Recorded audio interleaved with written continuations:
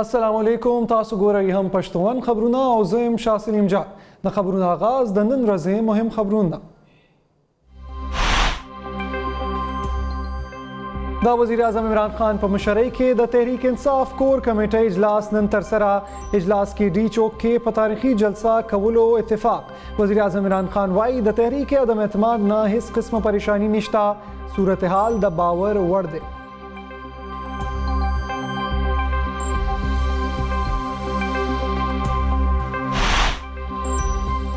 اپوزیشن دی د عدم اعتماد تحریک واپس واخلي. د اطلاعات او نشریاتو وفاقي وزیر فواد حسین چودھری مطالبه وایي زموږ په ډي چوک جلسه کې به 10 لکه خلک راجمع کیږي.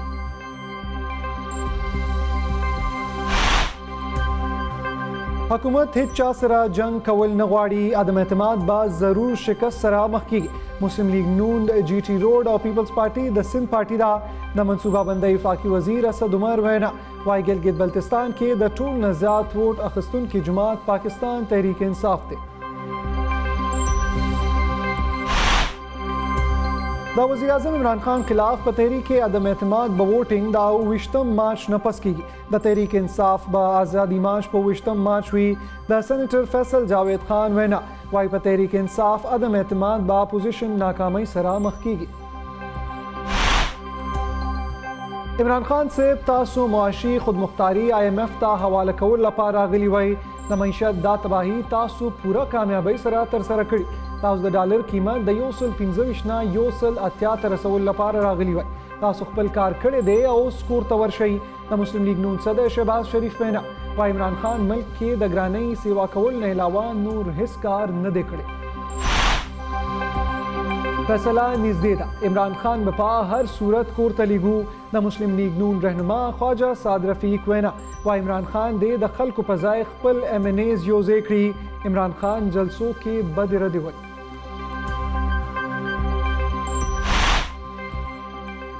توابۍ کې منتخب بلدیاتي نمایندګانو حلف پورته کړو.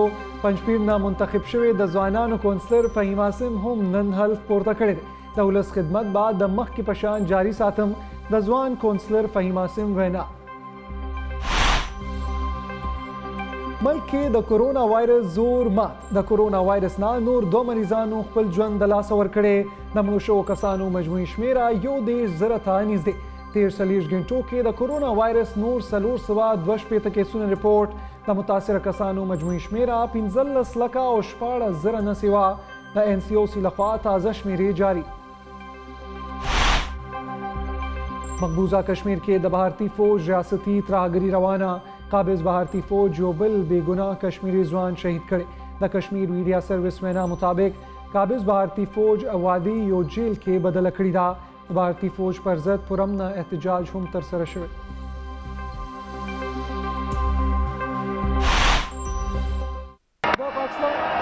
Oh, that's another beautiful shot. That is superbly played from Alex Carey. To make sure that's a lovely shot. That is a top shot. د پاکستان او استرالیا ترمنځ دویم ټیسټ میچ کراچۍ کې لوبیږي. قومي کرکټ ټیم خپل لومړي اننګز کې صرف 148 رنز جوړ کړي. د استرالیا لخوا میچل سټارک 3 وکټ اخیستو کې کامیاب.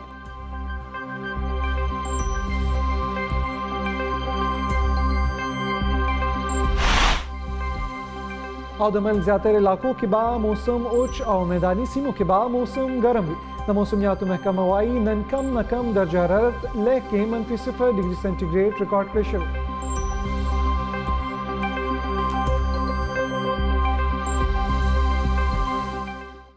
مهم خبرونه تاسو کتل. وخت شوی د وړې شاندمې او بیا راځو تفصیلي خبرونو سره مونږ سره اوسئ.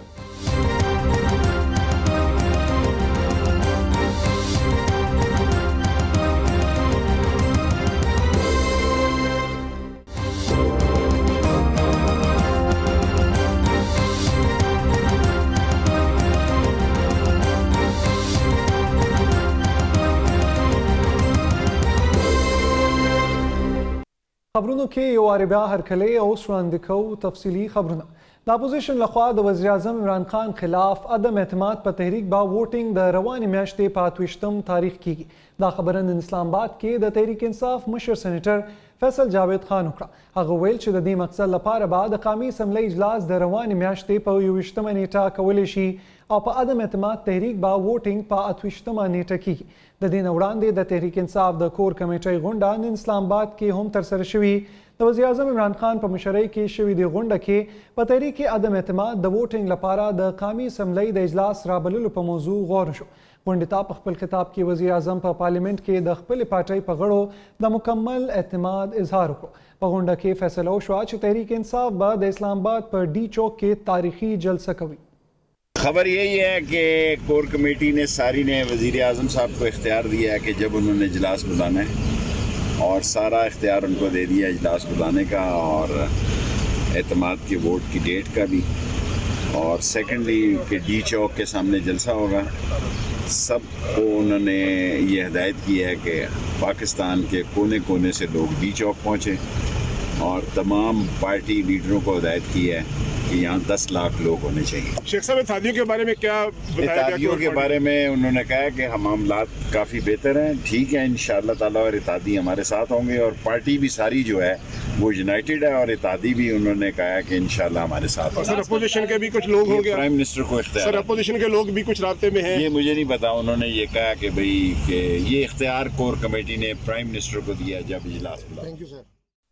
دا منصوبه بندۍ وفاقي وزیر اسد عمر وینا ده چې حکومت چا سره جنگ کول نه غواړي. عدم اعتماد به ضرور شکست سره مخ کیږي. د ویل چې مسلم لیگ نون د جی ټي روډ او پیپلز پارټي د سند پارټي ده. ګلګت بلتستان کې د ټول نه زیات ووټ اخیستونکي جماعت پاکستان تحریک انصاف دی.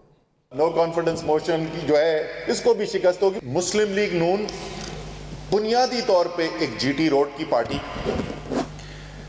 پاکستان پیپلز پارٹی اندرون سندھ کی پارٹی، پی ایم ایل کیو چند پنجاب کے اضلاع کی پارٹی، ایک پارٹی ہے اور ایک لیڈر ہے جو خیبر سے لے کر چائنا کے بارڈر تک اگر آپ چلے جائیں خنجراب میں، یا آپ گوادر سے شروع ہو جائیں اور آپ چرسدے تک پہنچ جائیں، آپ کو ہر جگہ پر عمران خان کا چاہنے والا ملے گا، عمران خان کا ووٹر ملے گا. د مواصلاتو وفاقي وزیر مراد سعید ویلي دي چې بهر ملکونو کې اوسیدونکي پاکستانیان د ملک د اقتصاد په وده کې ډیر مهم کردار ادا کوي.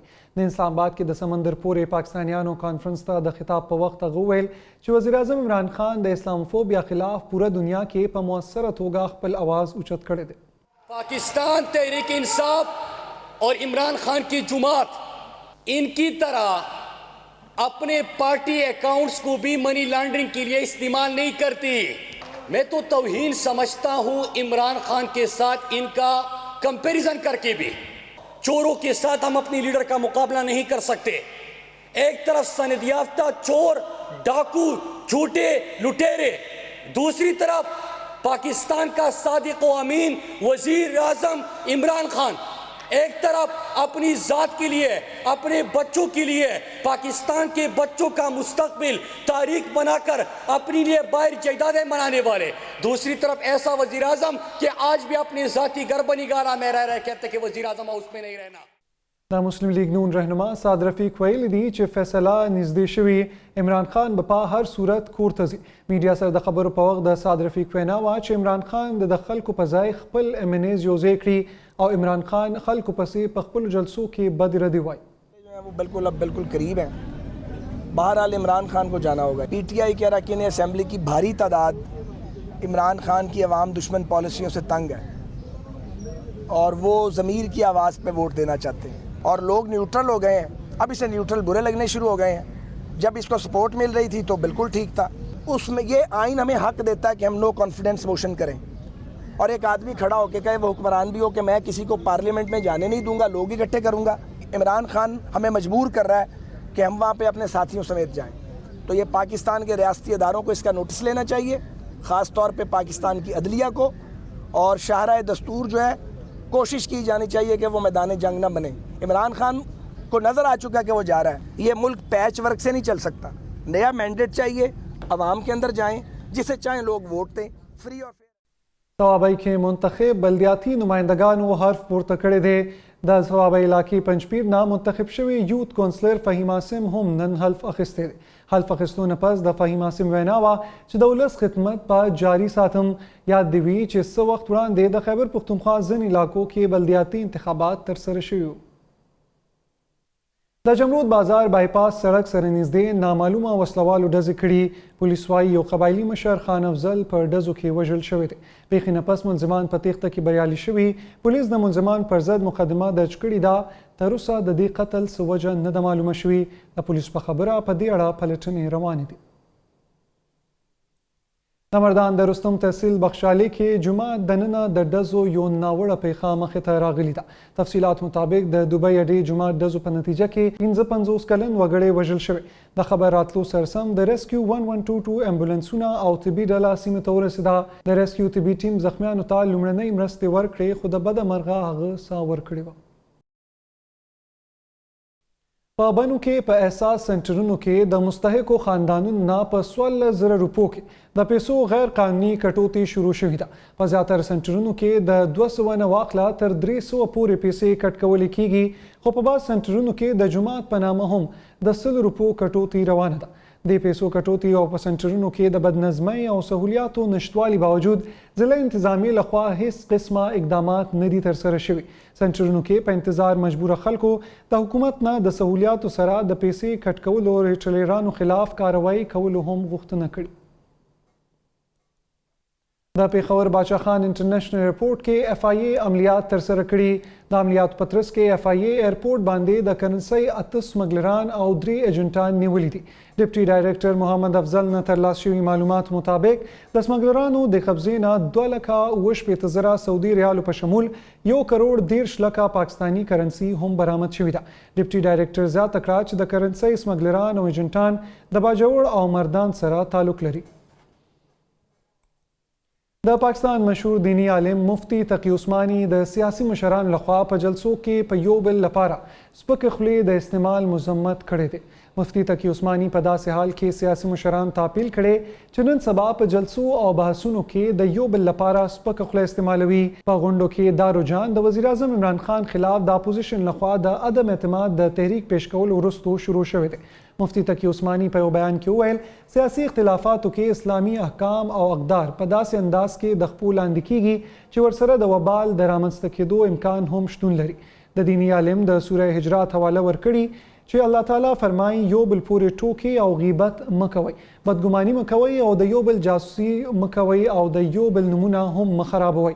مفتی تقی عثماني زیاته کړي اختلافات که سیاسي وي او که نظریاتي هغې څخه دشمني جوړول، یو بل ته د وژلو دھمکي او کنځل کولو طریقه معاشرې لپاره د تباهۍ سبب جوړېدی شي.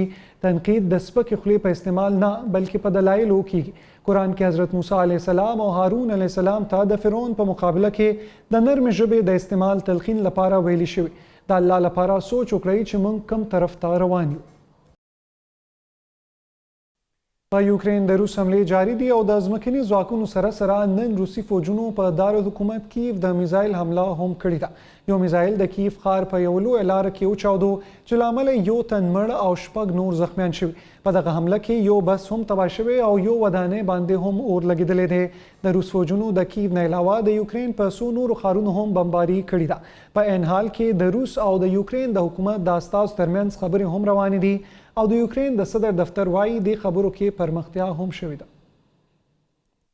خبرونو سلسله جاری ده. وخت شوی دی وړې شاندمې.